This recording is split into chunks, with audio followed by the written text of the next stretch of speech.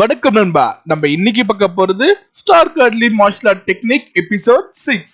It is to inform the true owner of the content we used in this video that this clip were used only to let the viewer know the quality of the anime series and to encourage them to watch the video in the official website. Our only aim is to let more viewer know about your content. But if you feel that you don't want us to use your content, please inform that in our mail ID given below so that we can remove it as soon as possible within 24 hours. Anime in Tamil DJ. Episode ஆரம்பிக்க நம்ம hero அங்க மருந்து தடவை எடுத்துட்டு வந்துட்டான். But ஸ்ட்ரெயிட்டா தடவாம அவகிட்ட permission கேட்டான்னா அந்த மருந்த தடவியாச்சு.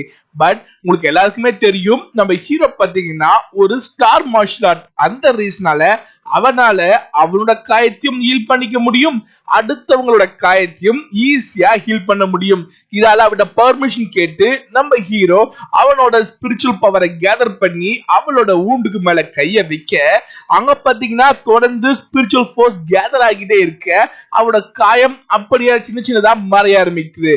மறைஞ்ச உடனே நம்ம ஹீரோ காயம் ஆயிடுச்சான்னு செக் பண்றதுக்காக டச் பண்ண அவளுக்கு வெக்கம் வர என்ன பண்ணிட்டு இருக்க இப்படி கேட்கும் போது உன்னோட காயம் ஆறிடுச்சான்னு செக் பண்றதுக்காக தான் டச் பண்ண, வேற எந்த எண்ணமும் இல்லைன்றா. இருந்தாலும் அவ வெக்கப்பட அவ ஒரு மாதிரி ஃபீலிங் அவளான்னு தெரிஞ்ச உடனே நம்ம ஹீரோக்கு ஒருவேளை தப்பு பண்ணிட்டோமோ அப்படின்ற ஒரு ஃபீலிங் அவ மூஞ்சோட ரியாக்ஷன்ல கிளியராவே தெரியுது.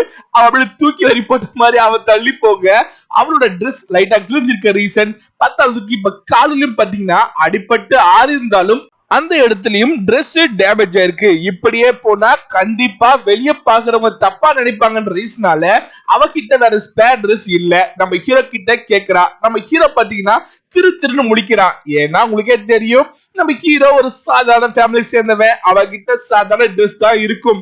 ஆனாலும் என்ன பண்ண முடியும், சரின்னு தான் சொல்ல முடியும். அங்க கூட்டிட்டு போக அவ பாத்தீங்கன்னா உள்ள போன உடனே ரூம்க்கு சாத்திக்கிட்டு வெளியே வெயிட் பண்றா. இப்படின்ட்டு போயிடுறா. போனவன் வருவான்னுட்டு நம்ம ஹீரோவும் பாத்தீங்கன்னா அங்க பெஞ்சுக்கு மேல உட்காந்து கையிலேயே கோலம் போட்டுக்கிட்டு இருக்கா. பல மணி நேரம் பொறுத்து அவ வெளியே வர அங்க பாத்தீங்கன்னா நம்ம ஹீரோ ட்ரெஸ் தான் வந்திருக்கா. இருந்தாலும் நம்ம ஹீரோக்கு பயங்கரமான சர்ப்ரைஸ்.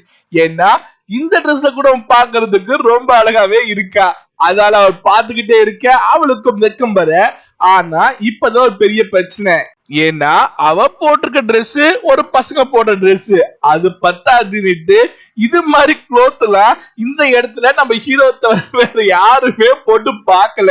அதாவது இந்த ட்ரெஸ் போட்டுக்கிட்டு போனாவே நம்ம ஹீரோ கூட இருந்துட்டு தான் வந்திருக்கா, அவன் ட்ரெஸ் போட்டு வந்திருக்கா அப்படின்றது மொத்த இடம் பரவிடும்ன்றதால இங்க இருந்து போக முடியாத சூழ்நிலை மாட்டிக்க யாருமே இல்லாத டைம், அதாவது இருட்டதுக்கு அப்புறமா நான் போறேன், அது வரைக்கும் இங்கே ட்ரைனிங் பண்றேன்னுட்டு வெளியே பாத்தீங்கன்னா ஒரு செடிக்கு நடுவுல உட்காந்து மெடிடேஷன் ஆரம்பிக்க நம்ம ஹீரோவும் ஆல்ரெடி மெடிடேஷனா பண்ணிக்கிட்டு இருந்தான். வந்ததால தான் டிஸ்டர்ப் ஆச்சு.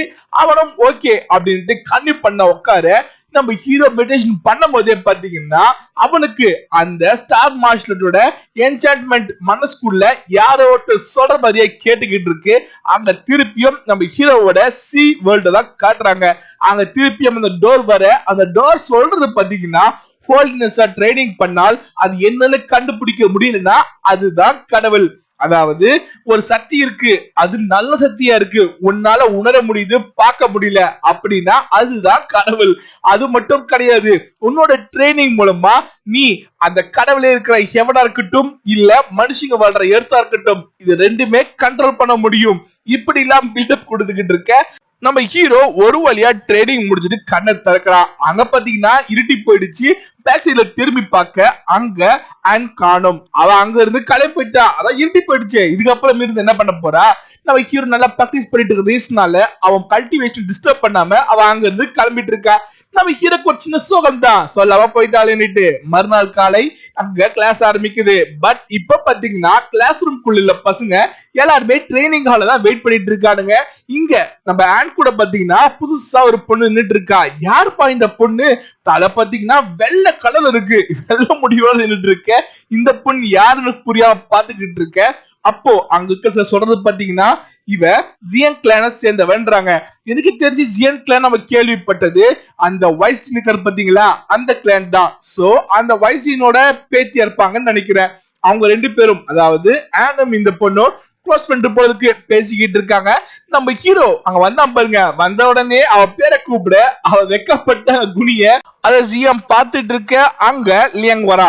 வந்தவன் பாத்தீங்கன்னா நம்ம ஹீரோவை கண்டுக்காம அப்படியே ஃப்ரண்ட்ல போக அங்க ஆனோட ரியாக்ஷனை பார்த்த உடனே அவனுக்கு சந்தேகம் வந்தாச்சு. அவ இது மாதிரி எம்பாரஸ்மெண்டா ஃபீல் பண்றதுக்கு காரணம் கண்டிப்பா இவன் தான் என்னவோ பண்ணிருக்கான் அப்படின்ட்டு நம்ம ஹீரோவை பார்த்து முறைக்க அங்க என்ன நடக்குதுன்னே புரியாம இருக்கும் போதே சடனா நம்ம ஹீரோவோட ஃப்ரெண்டு லின் அங்க வந்துட்டான். வந்த உடனே இதெல்லாம் சான்ஸ் நம்ம ஹீரோ கண்டுக்க ரெண்டு பேரும் பாத்தீங்கன்னா ஃபிஸ்ட் பம்ப் பண்றாங்க. ஒரு நிமிஷம் இது இப்பத்தி ட்ரெண்ட் தானே, அப்பவே இருந்திருக்கு. அப்போ அங்க ஃபிஸ்ட் பம்ப் பண்ணும்போதுதான் அவன் கையில காயம் இருக்கிறது நம்ம ஹீரோக்கு தெரியுது. என்னடா ஆச்சுன்னு கேட்கும் போது பிராக்டிஸ் பண்ணும் போது காயம் பண்ணிடுச்சுன்னு சமாளிக்கிறான். அவன் ஓகே அப்படின்னுட்டு அவனோட பவர் மூலமா அதை ஹீல் பண்றான். உங்களுக்கே தெரியும் நம்ம ஹீரோவோட பவர் என்னன்ட்டு. அவன் ஹீல் பண்ணிக்கிட்டு இருக்கும் போது அவனோட இன்னொரு கையில பாத்தீங்கன்னா ஒரு சின்ன மார்க் மாதிரி தெரியுது. நம்ம ஹீரோ அதை பார்க்க அங்க லின்னுக்கு பயங்கரமான ஷாக்கு. நம்ம ஹீரோ அதை பார்த்துட்டான்னுட்டு.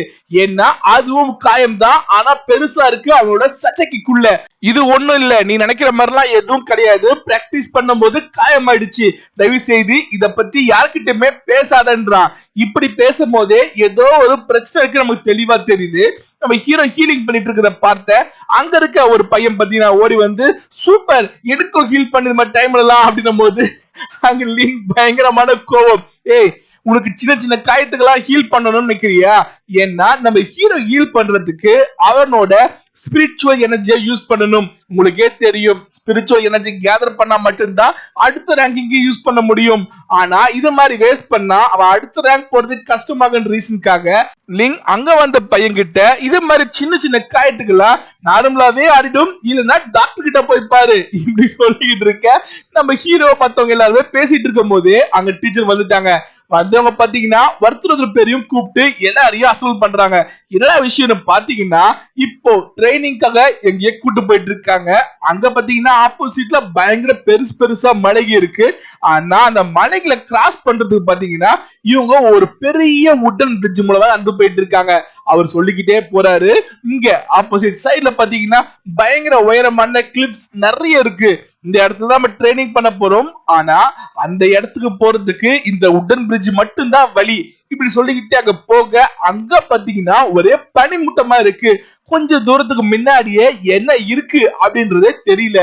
அங்க அவர் லீட் பண்ணிக்கிட்டு போக பேக் சைட்ல நம்ம ஹீரோ அங்க லின் ரெண்டு பேருமே வந்துட்டு இருக்காங்க. பாத்தீங்களா, நீ உன்னோட ஹீலிங் டெக்னிக்க இனிமேட்டு யூஸ் பண்ண கூடாது, யாரெல்லாம் பாக்குறியோ எல்லார்கிட்ட யூஸ் பண்ணா கண்டிப்பா உனக்குதான் ப்ராப்ளம் இப்படி சொன்னாலும் நம்ம ஹீரோ அவரோட கேரக்டர் உங்களுக்கு தெரியும்ல, காயப்பட்டவங்களுக்கு உதவலனா எப்படி, என்னோட பவரே அதுதானே இப்படி சொல்லும் போது நீ எனக்கு ஃப்ரெண்ட் ஆகணும்னு ஆசைப்பட்டனா இனிமேட்டு உன் பவரை யூஸ் பண்ணி மத்தவங்க எல்லாரையும் ஹீல் பண்ணணும்னு நினைக்கிறத விட்டுரு, இல்லன்னா நான் உங்க ஃப்ரெண்டா இருக்க மாட்டேன் இப்படி சொல்ல நம்ம ஹீரோவும் தயக்கத்தோட சரின்னு சொல்றான்.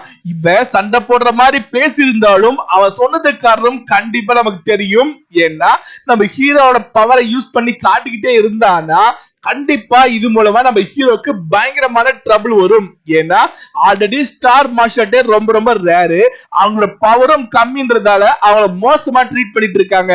நம்ம ஹீரோவால ஹீலிங்கும் பண்ண முடியும்னா அவன் கைண்ட்னஸ் யூஸ் பண்ணி கண்டிப்பா அவனை மிஸ்யூஸ் பண்ணிடுவாங்க.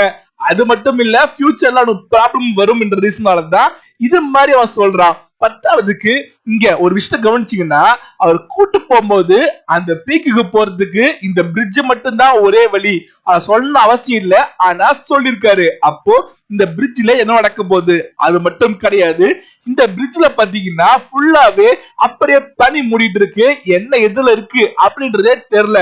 சோ இங்க ஏதாவது ஆபத்து வந்தாலும் கண்டிப்பா மத்தவங்கள டிஃபென்ஸ் பண்றது கஷ்டமா தான் இருக்கும். என்ன நடக்குதுன்றத கண்டிப்பா அடுத்த எபிசோட்ல பார்க்கலாம். அது வரைக்கும் காத்திருங்க. தேங்க்யூ.